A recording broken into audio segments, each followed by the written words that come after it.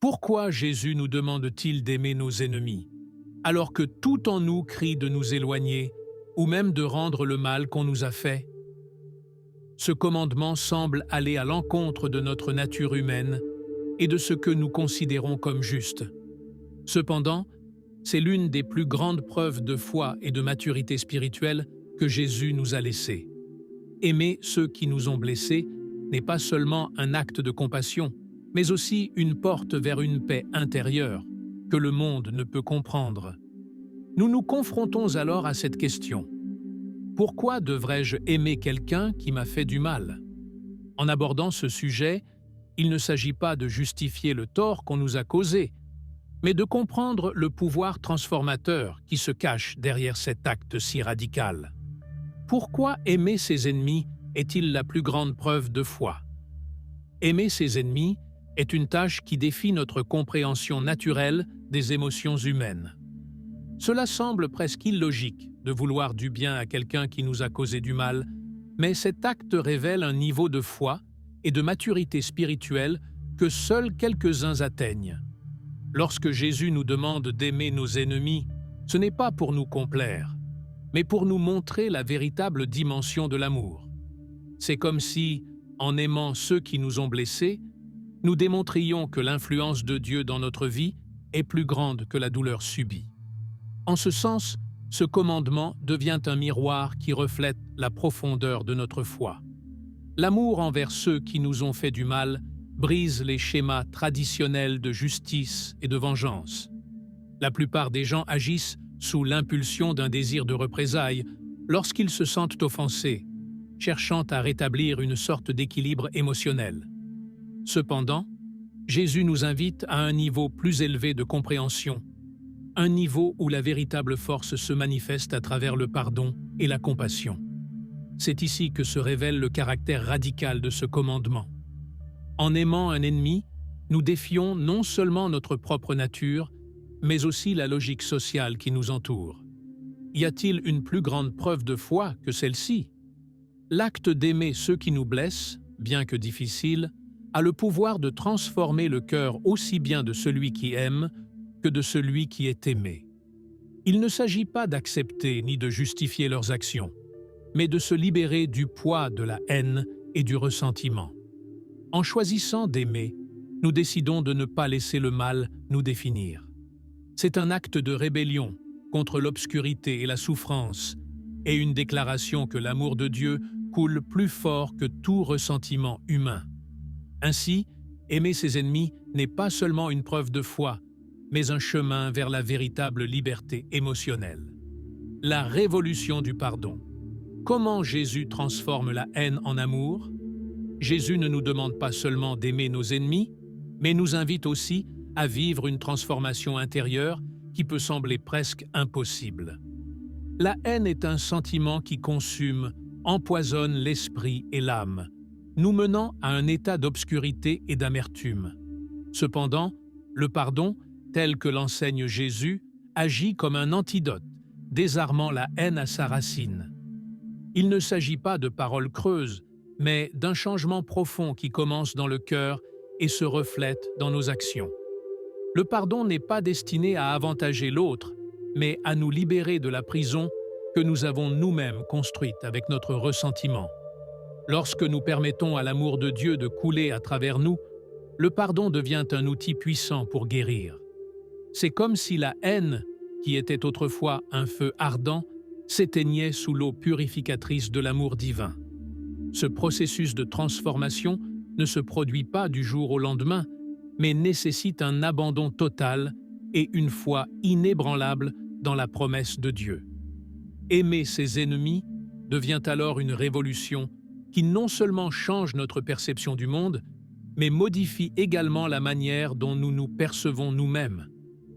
Comment pouvons-nous réellement aimer quelqu'un qui nous a blessés? La réponse se trouve dans la manière de voir cette personne comme Dieu la voit, avec des yeux de compassion. En pratiquant le pardon, nous renonçons au besoin de vengeance et au désir que l'autre souffre pour ce qu'il nous a fait. À la place, nous choisissons de libérer ses sentiments et de tout remettre entre les mains de Dieu. À ce stade, L'amour devient un choix et non un sentiment passager. C'est une décision consciente de ne pas permettre à la haine d'avoir le dernier mot dans notre vie. Jésus savait que le véritable pouvoir ne réside pas dans le fait de rendre le mal pour le mal, mais dans le fait de surmonter le mal par le bien. Ainsi, la révolution du pardon n'affecte pas seulement ceux qui nous entourent, mais devient également un témoignage vivant de l'amour transformateur de Dieu. Le véritable pouvoir de l'amour. Comment aimer quelqu'un qui t'a blessé peut transformer ta vie? Aimer quelqu'un qui t'a blessé peut sembler une marque de faiblesse pour beaucoup, mais c'est en réalité l'une des formes les plus pures de pouvoir spirituel. Lorsque tu choisis d'aimer celui qui t'a fait du mal, tu ne justifies pas ses actions, mais tu affirmes que tu ne permettras pas à la douleur de contrôler ta vie. En prenant cette décision, tu ouvres la porte à une liberté intérieure que seuls quelques-uns connaissent. Cet amour n'est pas passif ni naïf. C'est un amour qui pose des limites, qui se protège lui-même, mais qui décide aussi de ne pas rendre le mal pour le mal. C'est un amour qui défie la logique humaine et la nature de l'ego, démontrant une maîtrise de soi qui transcende toute offense. Ce pouvoir réside dans la capacité de ne pas agir selon les diktats des émotions négatives, mais de décider d'agir selon la volonté de Dieu. C'est comme avoir une armure invisible qui te protège des attaques émotionnelles des autres. En choisissant d'aimer, tu te places dans une position de force, car tu ne réagis pas, mais tu réponds en accord avec des principes supérieurs. Cela ne signifie pas qu'aimer celui qui t'a fait du mal soit facile ou que les blessures disparaissent immédiatement. C'est un processus qui demande patience, prière et l'aide constante de l'Esprit Saint. Mais chaque pas que tu fais vers l'amour est un pas vers la guérison véritable et la paix intérieure. En aimant quelqu'un qui t'a blessé, tu te libères des chaînes de l'amertume et du ressentiment, qui sont comme des poisons qui détruisent lentement l'âme. C'est comme si, en choisissant de pardonner, tu donnais à ton cœur l'opportunité de respirer à nouveau et à ton esprit la possibilité de se concentrer sur ce qui compte vraiment. Ainsi, le pouvoir de l'amour devient un bouclier qui non seulement te protège, mais te transforme aussi. Même si tu ne peux pas changer ce qui s'est passé, tu as le contrôle sur la manière dont tu choisis de vivre à partir de maintenant. Et en choisissant l'amour, tu prends le contrôle de ta vie d'une manière que la haine ne te permettra jamais d'atteindre. L'inversion du paradigme. Pourquoi Jésus nous ordonne-t-il l'opposé de ce que nous attendons? Jésus, avec son commandement d'aimer nos ennemis, nous défie de repenser ce que nous considérons comme une réponse logique et humaine. Lorsqu'une personne nous blesse, la réaction naturelle est de nous défendre, de nous éloigner ou même de rendre le mal. Cependant, Jésus nous demande d'agir d'une manière totalement contraire à ce que dicte notre nature. Pourquoi? Parce que l'amour pour les ennemis n'est pas un simple acte d'obéissance, mais un changement radical de mentalité.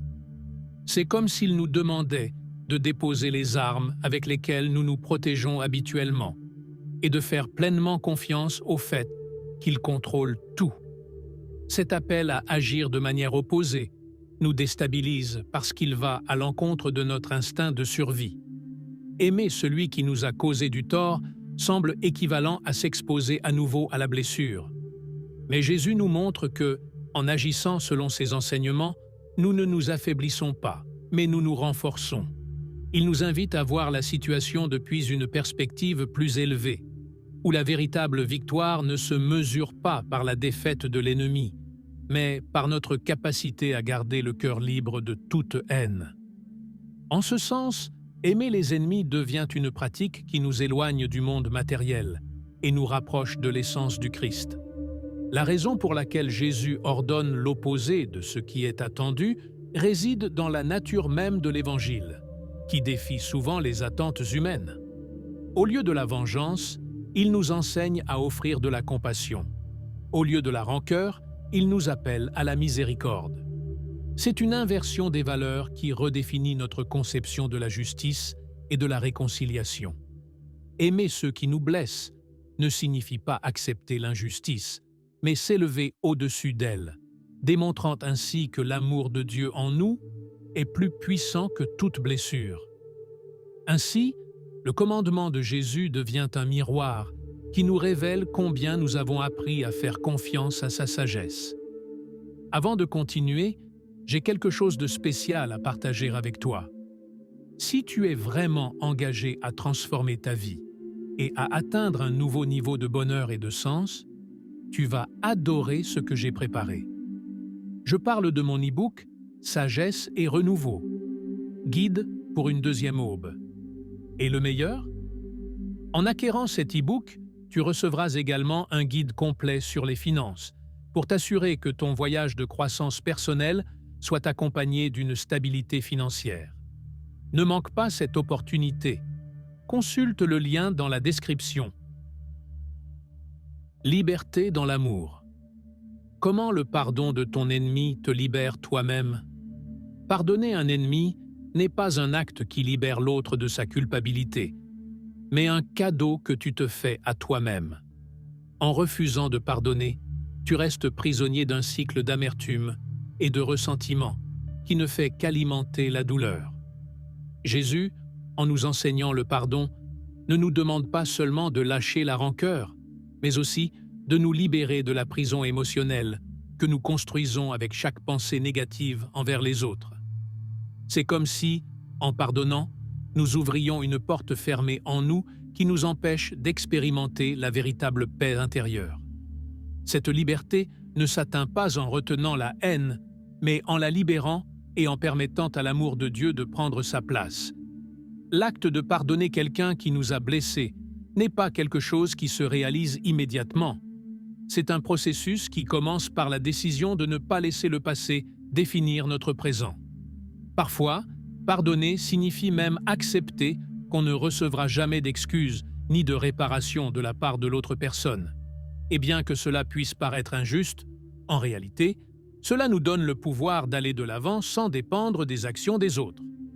La liberté dans l'amour réside dans le fait de cesser d'attendre quelque chose de l'autre et de choisir, à la place, la paix, qui vient en lâchant la douleur. Ainsi, le pardon devient un outil puissant pour la libération personnelle.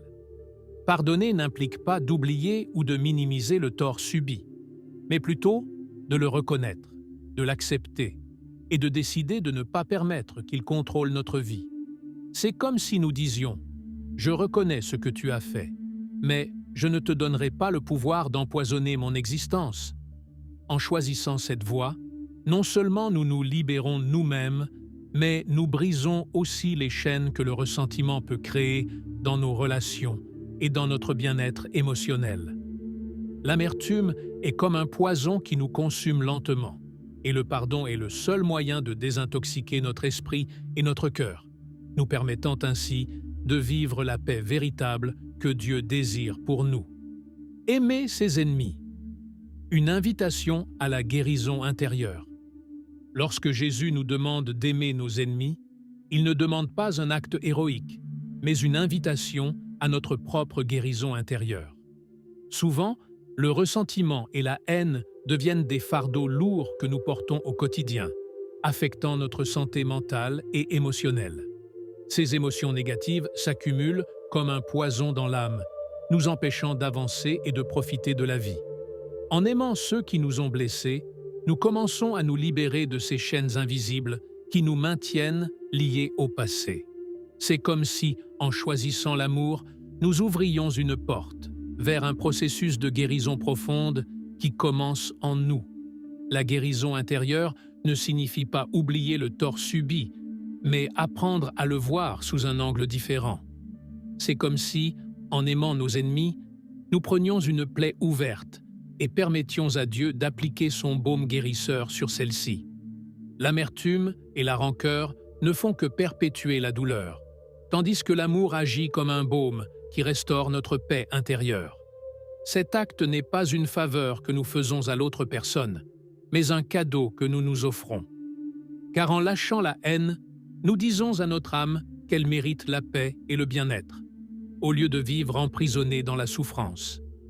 En acceptant cette invitation à l'amour, nous nous donnons l'opportunité de grandir et d'apprendre de nos expériences, plutôt que de rester coincés dans le rôle de victime. C'est un processus qui demande du temps et des efforts, mais chaque pas vers l'amour est un pas vers la liberté émotionnelle. Tout comme une plante pousse mieux lorsque ses racines sont saines, nous aussi nous fleurissons lorsque nous guérissons nos racines intérieures. Aimer ses ennemis, alors, n'est pas un acte de faiblesse, mais un acte de grande bravoure qui montre notre volonté de lâcher prise sur la douleur et d'avancer vers une vie plus épanouie et libre. Jésus savait que c'était difficile. Comment gérer la douleur d'aimer celui qui te blesse? Lorsque Jésus nous demande d'aimer nos ennemis, il ne minimise pas la douleur que nous ressentons. Il comprend qu'aimer ceux qui nous blessent est l'un des actes les plus difficiles que nous puissions accomplir. C'est comme s'il nous disait qu'il reconnaît notre lutte intérieure entre le désir de nous protéger et l'invitation à faire preuve de compassion. Mais il nous montre aussi que, dans cette douleur, se cache une opportunité unique de croissance spirituelle. Aimer quelqu'un qui t'a blessé ne signifie pas ignorer la blessure, mais choisir de voir au-delà d'elle, en ayant confiance dans le fait que Dieu a le pouvoir de transformer cette douleur en quelque chose de bien plus grand. Jésus lui-même a expérimenté la difficulté d'aimer ses ennemis lorsqu'il a été trahi, battu et crucifié. Il ne lui a pas été facile de demander à Dieu de pardonner à ceux qui le condamnaient à mort. Cela nous montre que, même dans notre propre lutte pour aimer, nous ne sommes pas seuls. Jésus nous comprend car il a vécu cette douleur dans son propre corps. C'est pour cette raison que, lorsqu'il nous demande d'aimer ceux qui nous blessent, il nous donne la force de le faire. Il ne s'agit pas d'un acte de sacrifice vide de sens, mais d'une action qui nous connecte plus profondément à lui et à son dessein pour notre vie. Gérer la douleur d'aimer un ennemi ne signifie pas que nous devons permettre des abus ou nous exposer à nouveau à des situations de souffrance. Il s'agit de libérer le fardeau du ressentiment et de permettre à l'amour de Dieu de remplacer l'amertume. C'est un processus qui peut prendre du temps, mais chaque pas vers l'amour nous rapproche davantage de la guérison. Jésus n'attend pas de nous que nous ressentions immédiatement de l'affection pour celui qui nous a blessés. Mais il nous invite à lui demander de l'aide pour voir cette personne avec des yeux de compassion. Avec le temps, cette vision nous permettra de guérir notre propre blessure. Pourquoi aimer l'ennemi élimine-t-il le mal à la racine? La haine et le ressentiment se nourrissent, comme un feu qui consume tout sur son passage. Mais l'amour a le pouvoir d'éteindre ce feu depuis son origine. Lorsque Jésus nous demande d'aimer nos ennemis, il nous montre comment l'amour agit comme une force qui désarme le mal et l'affaiblit jusqu'à ce qu'il disparaisse. Ce n'est pas seulement un acte de compassion envers l'autre, mais un moyen de couper à la racine tout cycle de haine et de violence qui pourrait se propager. En choisissant d'aimer, nous ne faisons pas abstraction du mal, mais nous l'attaquons à sa source, le privant du carburant qui le maintient en vie, la vengeance et le ressentiment. Il est facile de répondre au mal par le mal, et ce faisant, nous perpétuons un cycle sans fin de douleur et de souffrance. Cependant, lorsque nous décidons d'aimer celui qui nous a blessés, nous brisons ce cercle vicieux. C'est comme si, au lieu d'ajouter du bois au feu de la haine, nous y jetions de l'eau pour l'éteindre. L'amour désarme l'ennemi parce qu'il lui retire le pouvoir de continuer à nous blesser. En ne répondant pas par la haine, nous laissons le mal sans rien à quoi s'accrocher. Et ainsi, petit à petit, il perd de sa force.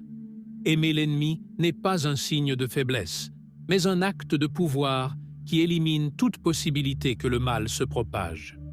Lorsque nous choisissons d'aimer plutôt que de haïr, nous changeons le cours des événements et transformons l'atmosphère qui nous entoure.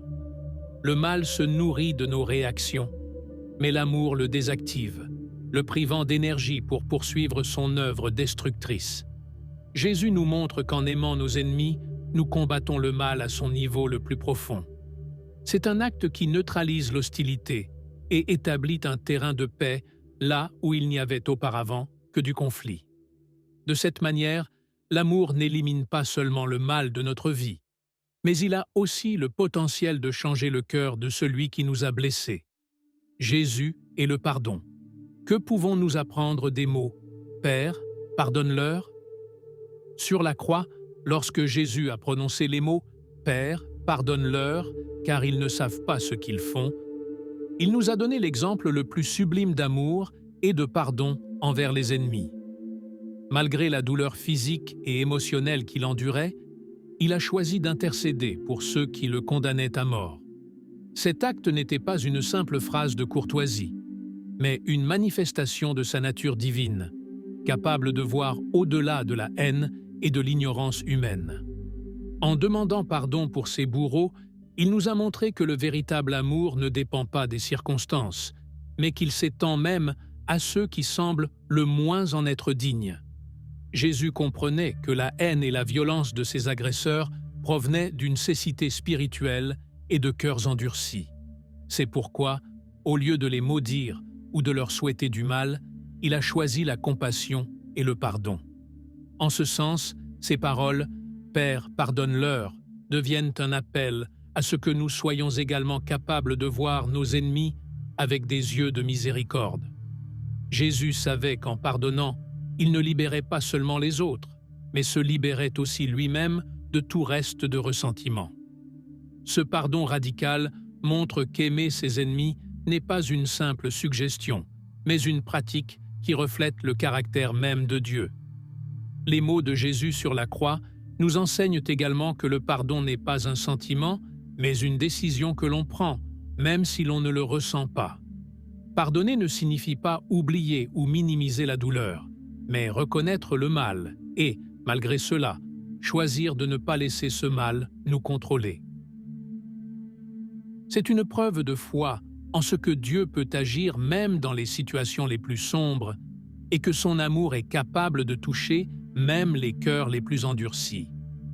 Tout comme Jésus a demandé le pardon pour ceux qui l'ont crucifié, nous sommes également appelés à prier pour ceux qui nous blessent et à demander à Dieu de les guider vers la lumière. Construire le pont de l'amour. Comment aimer un ennemi peut changer un cœur? Aimer un ennemi peut sembler une tâche impossible, mais cela a le pouvoir de briser des barrières qui paraissaient inébranlables. C'est comme construire un pont reliant deux territoires séparés par un abîme de ressentiment et de douleur.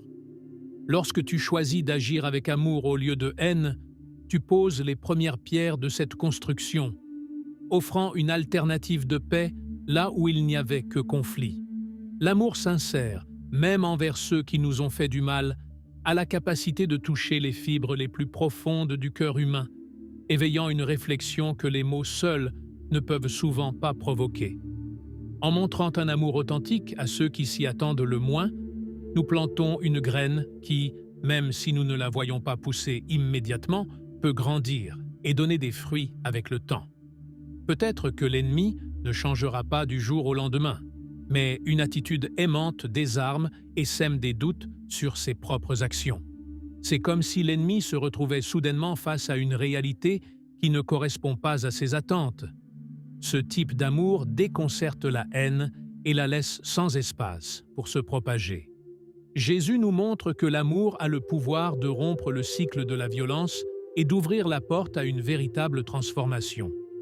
Construire ce pont ne signifie pas que nous devons devenir des amis proches de nos ennemis, mais plutôt faire de petits pas permettant à l'amour et au pardon de devenir la base de nos interactions. Cela peut passer par des actes de bonté inattendus, comme répondre avec courtoisie à une insulte ou envoyer un message d'encouragement à quelqu'un qui nous a blessés. Ces gestes, bien que paraissant insignifiants, peuvent avoir un impact profond sur l'esprit et le cœur de l'autre, remettant en question son attitude et éveillant un changement que seul l'amour peut provoquer. Ainsi, chaque acte d'amour devient une pierre de plus dans la construction de ce pont vers la réconciliation. Reflet du Christ. Comment aimer les ennemis montre la véritable essence de l'Évangile. Aimer ses ennemis est l'un des commandements les plus radicaux que Jésus nous a laissés, et en le faisant, nous reflétons la véritable essence de l'Évangile. Jésus nous a aimés inconditionnellement, même lorsque nous étions pécheurs et contre lui. En aimant ceux qui nous blessent, nous montrons au monde une petite partie de cet amour immérité qu'il nous offre chaque jour. Cet acte d'amour ne révèle pas seulement notre foi, mais montre aussi aux autres la différence entre une vie guidée par l'Évangile et une vie guidée par l'ego et l'orgueil. Ainsi, l'amour pour les ennemis devient un témoignage vivant de la présence du Christ en nous. L'amour pour les ennemis est une manière de manifester que l'Évangile ne se résume pas à des règles rigides, mais qu'il s'agit d'une transformation du cœur. Lorsque nous aimons ceux qui nous blessent, nous montrons la profondeur du caractère du Christ, qui, même lorsqu'il était crucifié, a prié pour le pardon de ses bourreaux. Cet amour reflète une grâce qui ne repose pas sur les mérites ni sur la justice humaine, mais sur la miséricorde et la compassion divine. De cette manière, chaque fois que nous choisissons d'aimer au lieu de haïr, nous proclamons le message de salut et de rédemption que l'Évangile apporte à tous. L'Évangile ne se limite pas à aimer ceux qui nous aiment, mais nous pousse à aller au-delà, à briser les barrières de la haine et à tendre la main même à ceux qui nous veulent du mal. C'est dans cet acte d'aimer les ennemis que la lumière du Christ brille le plus intensément, illuminant les ténèbres du ressentiment et de la rancœur. C'est comme si, en aimant ceux qui le méritent le moins, nous semions une graine d'espoir qui peut germer à tout moment.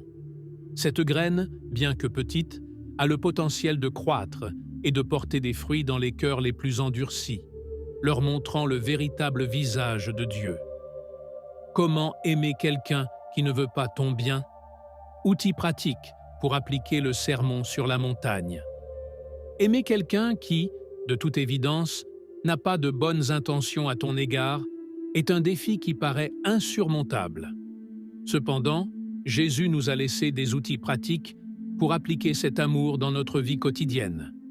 L'une des premières actions que nous pouvons entreprendre est de prier pour cette personne. En élevant une prière sincère pour son bien-être, nous commençons à transformer notre propre cœur, éliminant peu à peu le ressentiment et le remplaçant par de la compassion. Prier n'est pas seulement un acte de bonté envers l'autre, mais aussi un moyen de permettre à Dieu de travailler en nous, transformant nos émotions et nos pensées à l'égard de cette personne. Un autre outil est l'acte d'empathie. Essayer de voir la situation du point de vue de l'autre peut nous aider à comprendre la raison de ses actions. Cela ne justifie pas le tort qu'il nous a causé, mais cela nous permet de le voir comme un être humain qui lutte également avec ses propres batailles. Un exercice pratique pourrait être d'imaginer comment serait la vie de cette personne si elle avait reçu plus d'amour et de compréhension. De cette façon, nous réalisons que de nombreux comportements négatifs naissent d'un lieu de douleur et non de pure méchanceté. Cela nous permet d'ouvrir notre cœur au pardon et à l'amour en nous éloignant de l'idée de vengeance. De plus, établir des limites saines et fondamentales lorsqu'il s'agit d'aimer quelqu'un qui ne veut pas notre bien. Aimer ne signifie pas permettre des abus ou revenir à des situations toxiques, mais savoir quand et comment se protéger.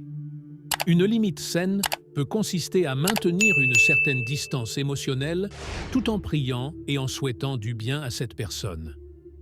Il est également utile de pratiquer l'autocompassion, en se rappelant qu'aimer un ennemi est une tâche difficile et qu'il est normal de ressentir de la résistance.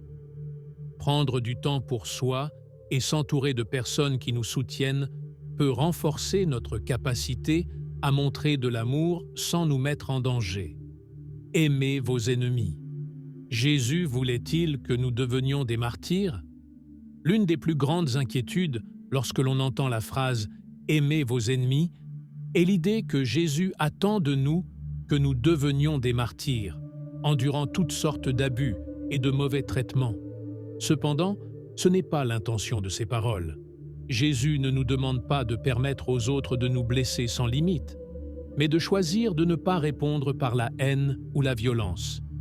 Aimer nos ennemis ne signifie pas accepter le mal qu'ils nous font, mais libérer nos cœurs du besoin de vengeance. C'est comme si Jésus nous montrait que nous pouvons être forts sans tomber dans le piège de la haine. Plutôt que de devenir des martyrs, Jésus nous appelle à être des personnes qui reflètent son amour, même dans les situations les plus difficiles. Cela implique de reconnaître quand il est nécessaire de prendre de la distance par rapport à quelqu'un qui nous fait du mal, sans pour autant nourrir de rancœur.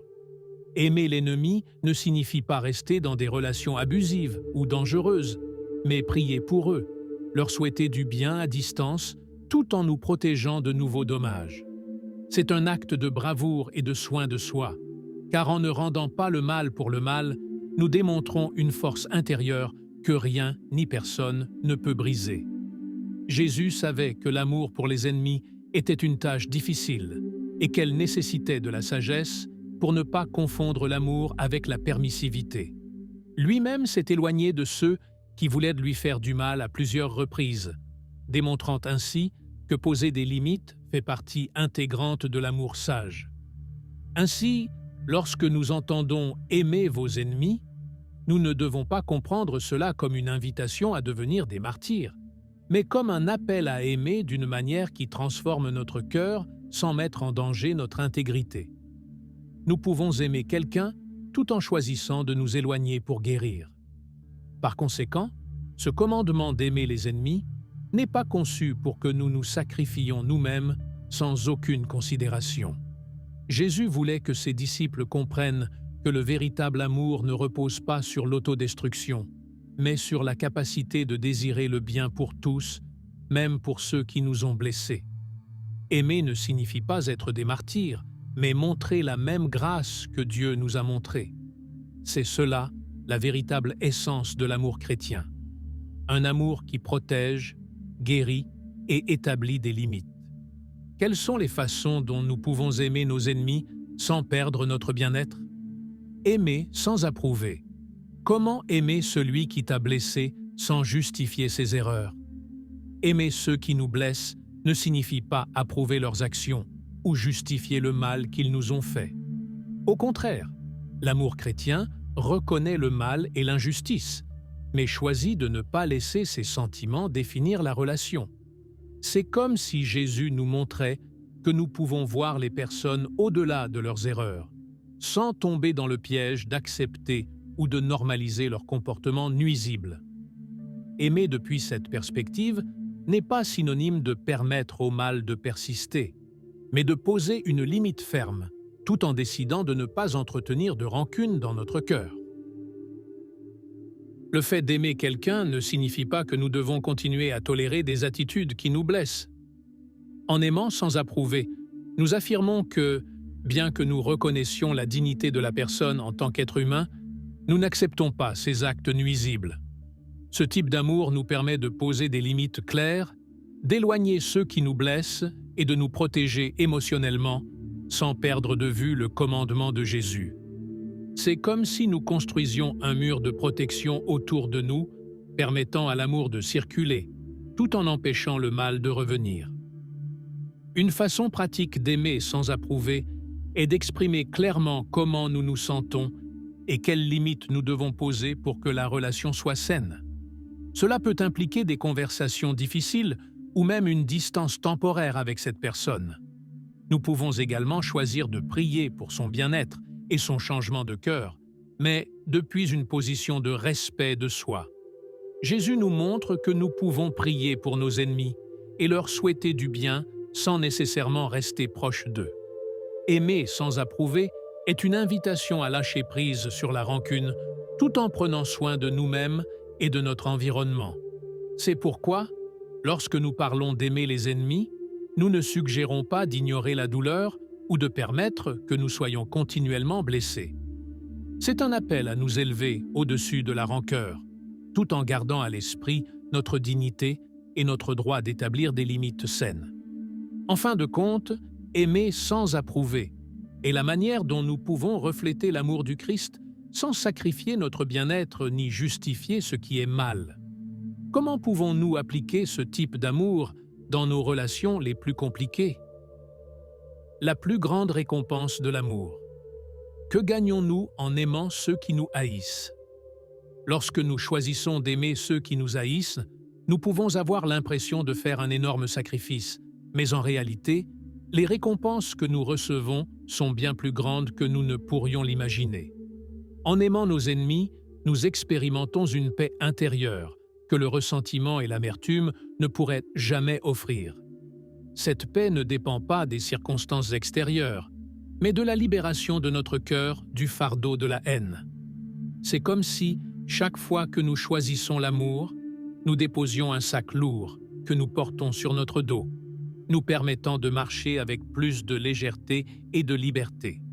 C'est l'une des plus grandes récompenses, la tranquillité de savoir que nous ne sommes pas prisonniers du ressentiment. Une autre récompense que nous obtenons en aimant ceux qui nous haïssent est le renforcement de notre caractère. Chaque fois que nous choisissons de répondre avec amour plutôt qu'avec haine, nous entraînons notre esprit et notre âme à agir en accord avec les principes du Christ. Cet exercice constant d'amour et de pardon nous rend plus résilients et nous prépare à affronter tout défi émotionnel avec sagesse et compassion. La haine, en revanche, nous affaiblit, nous rendant vulnérables à la manipulation de nos propres émotions. En aimant, nous construisons une base solide sur laquelle nous pouvons ériger une vie pleine de sens et de but. De plus, en aimant nos ennemis, nous nous ouvrons à la possibilité de voir des transformations qui autrement ne pourraient pas se produire. Peut-être que cette personne ne changera jamais, mais notre amour a le pouvoir de désarmer la haine et l'hostilité. En agissant avec compassion, nous plantons une graine qui, bien qu'elle ne porte pas de fruits immédiatement, peut grandir avec le temps et changer la perception de ceux qui nous entourent. C'est une récompense spirituelle qui va au-delà de ce qui est tangible. Être un témoignage vivant de l'amour de Dieu et voir comment son influence positive se propage aux autres.